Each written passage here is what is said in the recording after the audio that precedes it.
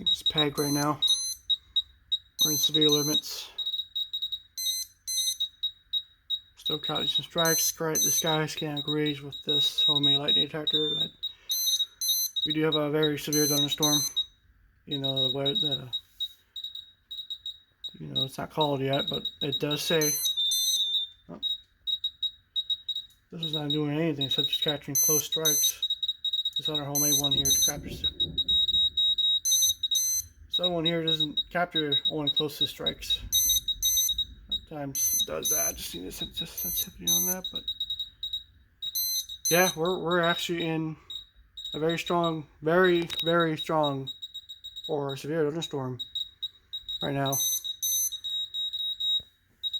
Lightning detectors are going really crazy right now, so yeah.